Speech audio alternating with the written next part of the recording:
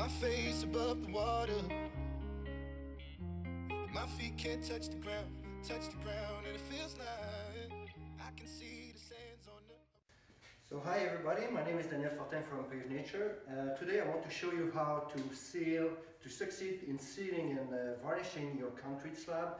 I will show you two different techniques.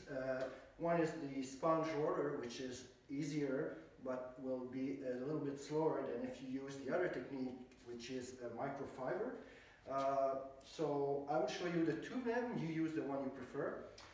So the first step in having a nice concrete floor will be to clean, of course, the concrete. To do that, we'll use FO Clean Green, which is a Pave Nature soap. This soap is slightly acidic. It will smell like vinegar, and in fact there is vinegar in it, but it's not as toxic as if you would be using muriatic acid. So for the interior work, I think this one is the more appropriate, and it's strong enough to open the pores and clean all the calcite on the concrete. So why we want to clean the calcite on the concrete, the reason is that these calcite are white spots, and if you don't remove it before, when you will seal, these spots will start to make strange things, like if you use a roller, it will make stripes when you roll your sealer. So you want to make sure that there is no calcite on your floor. So you use this soap and rinse truly with water, and you can use a blower or a carpet cleaner to remove all the soap, and you let dry for about 24 to 72 hours, and then you're ready to seal. And then, because all the concrete pores are clean and open, the sealer will penetrate deeply inside the concrete, and this is what will make your bond to the concrete. So you will use, the first step is to seal with Acrysil, which contains a silane. The silane will react chemically with the cement to make some strong chemical bonds. So you use just one coat of this one, and then you will varnish to protect your surface and to make it anti-stain. You will use acrylinker, which contains a little more solid. It's also two-component varnish, which is much higher grade or quality than standard acrylic. This one will even resist to your dog that are spinning on the floor. So it's again a 2K component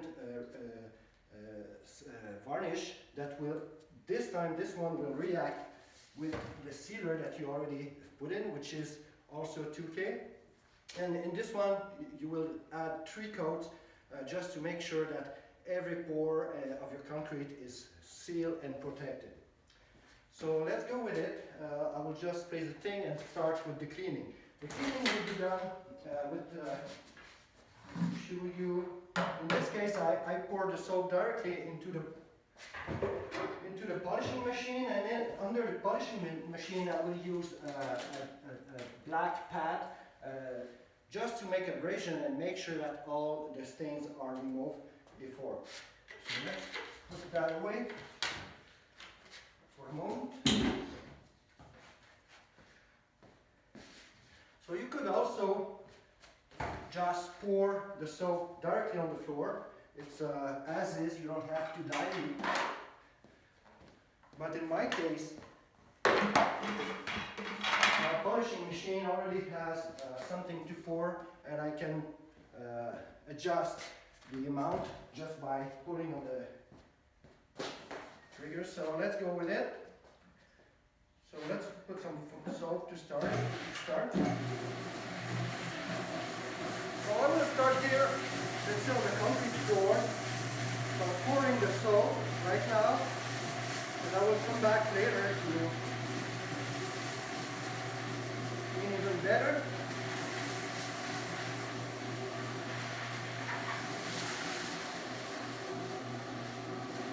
So the soap will penetrate deeply into the concrete. It will extract all the calcite. I think I got enough right now.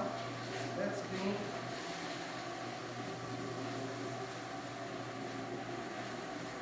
So I will go with it.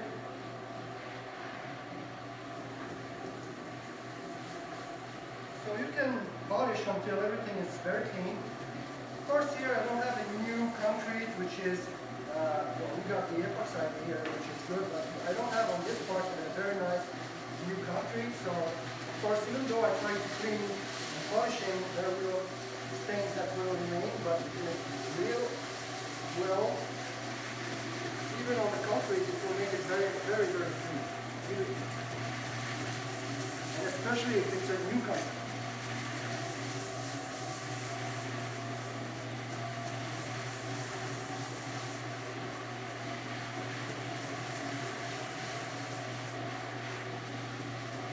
So for the first coat, when I will use Acrysil, the sealer, in this case, I will always use a roller. I will use a sponge roller because the concrete will be rough, and if you try to use the microfiber for the first step, it will not slip easily. So for the sealing, I always suggest to use the sponge roller. But afterward, for the varnishing, the 3 more coats that you will add afterward, then you can use the microfiber instead of the sponge roller. Because, as I said, it's the one you prefer.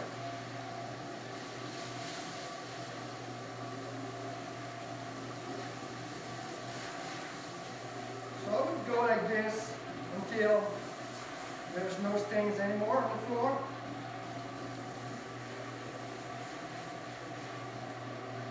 Just let me do a last pass with it.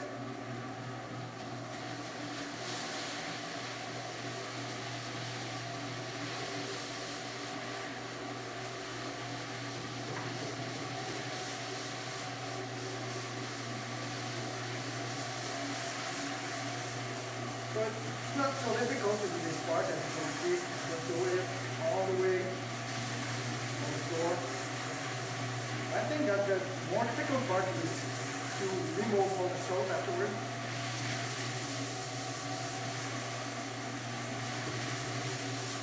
Okay, I think it's enough for the example.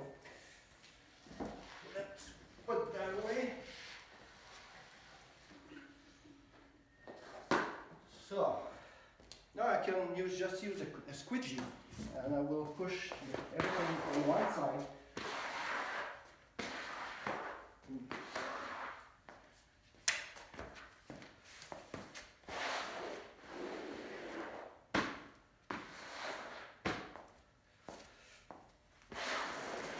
And then I will run some once more.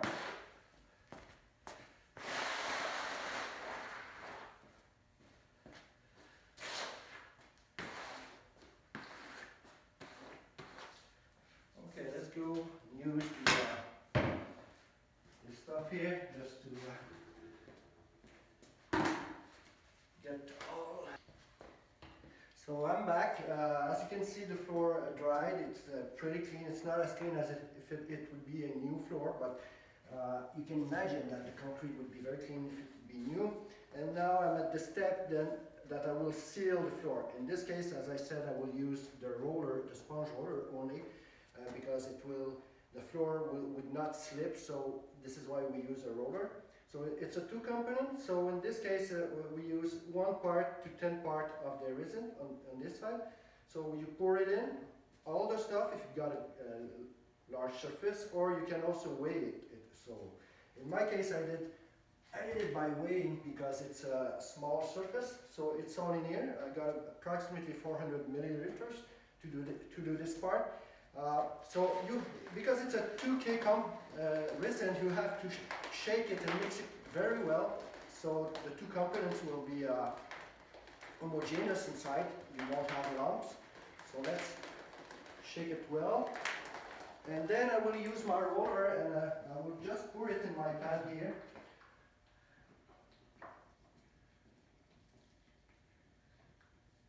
And what I like by using a pan like this is that if there are some small particles that are still on the floor, when you dip your roller, the small particles will go at the bottom of the pan. You will not bring it on your floor and spread it everywhere. So they will go in the pan. So this is something that is interesting with this technique. So I will take some of the extra sealer, not too much. You don't want to have an excess on the floor. This is why the sponge is interesting. You will put just enough to saturate your surface, but you don't want to have some liquid stain on the floor that will bring the calcite, if there is still some, that will bring it at the top and make some white stripe and stain. The other thing is that when you roll, you make sure that you saturate and you don't let it dry. So you go back and make sure that it's not dry when you go back down to the other side. And when it's finished, it will take approximately 40 to 45 minutes, maybe an hour to dry, and then you can go back right away on the floor and put your first coat of varnish, second and third. So it's a process that is very fast. You can do 4 coats like in about an hour or 2, if your surface is not too large. So let's go with it. So the technique is, you don't want to walk on the varnish, so you just go like this, and I will saturate but not put too much on the floor, and not go too far also, because afterward I want to make a roll back just to make sure that everything is there's no excess. So I would say like this. Then I would let it dry a little bit. Now my surface is very small, so it will take a little time to dry. But then I want to make a rollback. What we call a rollback is just come back and flatten all the excess, and also remove if there's too much.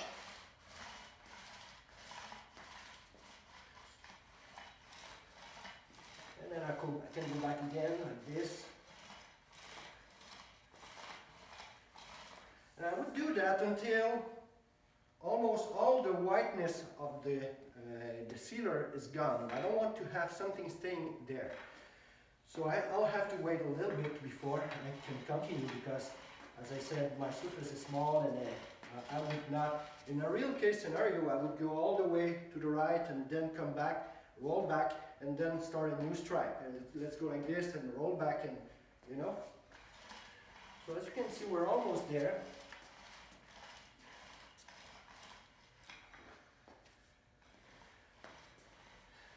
So when you use the sponge roller, it will make some small bubbles. The bubbles are normal, I would say, and this is why this is the second reason why we're making a rollback on it. Just to make sure, as you can see, it starts to get darker, the white is going, and now the surface is becoming very, very, very smooth. And this is how you can have something that will be almost perfect. So let's go with the rest of it.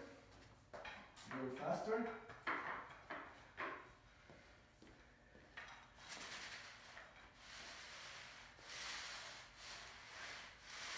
Now note that this varnish or sealer, in this case the sealer, but also the varnish, they are very resistant to any stains. They were formulated to seal and protect countertop.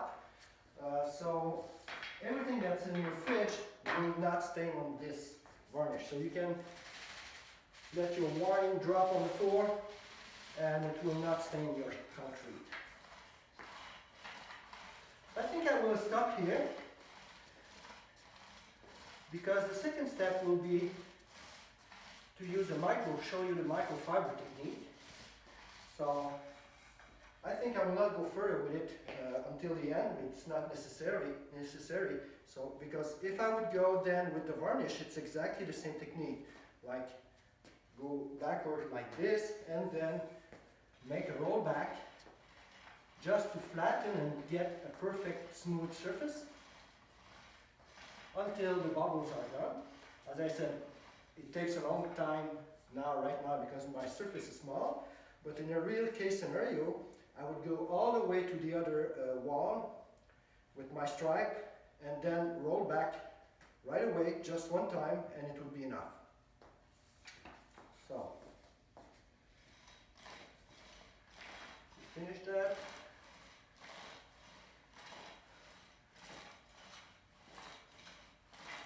You see, I will get a perfect finish just using the sponge roller. If you are working, if it would be in like a large industrial floor, you could go just with one coat of Acryseal. Just seal the concrete so it would keep the dust, the concrete floor not non-dusting, so it would be enough and very resistant. But for like home application, like for a slab inside your house, you probably want to have more than just a sealer. You then want to have the real 3-coat of varnish, so it will not. I would say it would have a better look. So, but keep in mind, it's not absolutely necessary to go with the varnish. If you're satisfied with just the sealer, it will be much cheaper, and you could go just with the sealer. But it will not be as much anti-stain as if you would put your 3 next coat of varnish under further, you know. So let's go with the, so this is the roller technique. I will just let it dry and then come back with the microfiber technique just to show you how it works. So I'll see you later. So now my sealer is dried, so I can go with the second coat with the acrylinker. Acrylinker is the same resin, I would say, but there is no silane, and the silane is a little higher than the Acryseal. So it's again the 2-component resin. So we have to weigh it or just pour everything of the hardener inside the resin. But in my case, because it's a small area, I just weigh it, and it was a ratio of 9 hardener, 1 hardener to 9 resin. So, just shake it to mix it well. And then I will show you the microfiber technique. So let me go get it.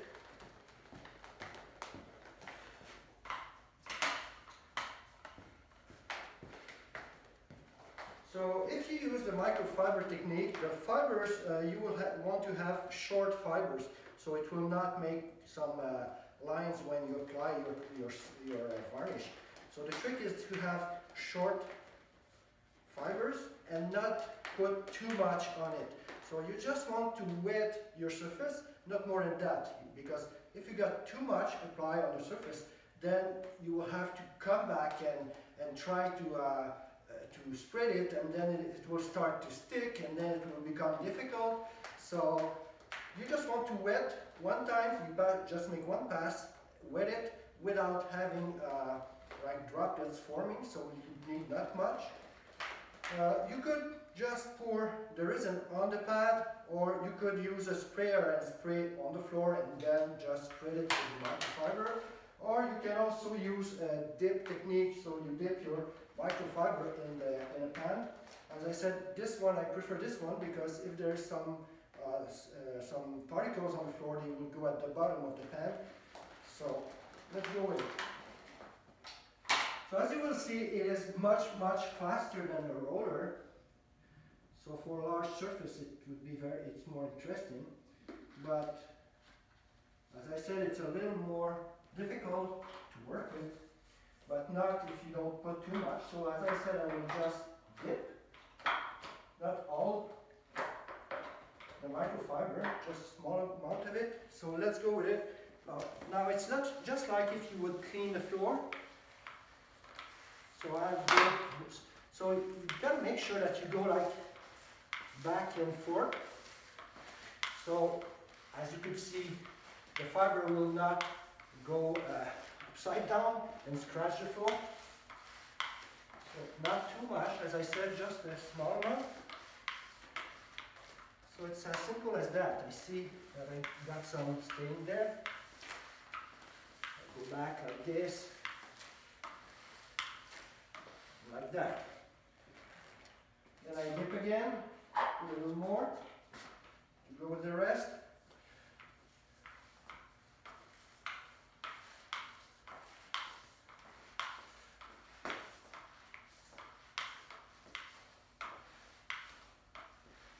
Come back, just make sure there's some everywhere.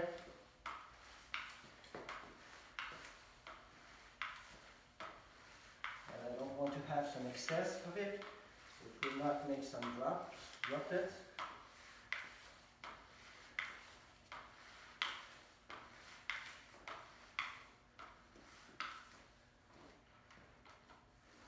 So as you can see, acrylic is like tending to make some droplets. The reason is that it is so repellent, it will repel even itself. And this is why we have to make the roll back, or, and as in this case, you don't want to put too much. So now I'm working on the epoxy that is already there. And as you will see, it will work just as well. So I did a dipping again.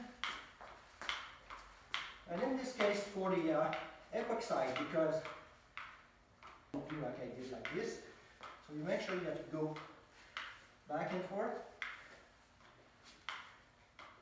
and not making your microfiber go upside down, make some scratch like I did. So yes, it's a little bit more difficult, but not that much. And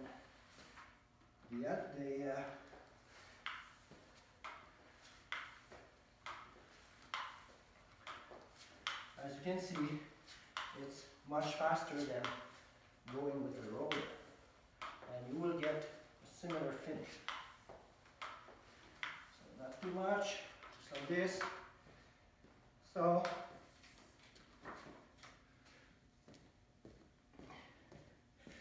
as you can see, now everything is there.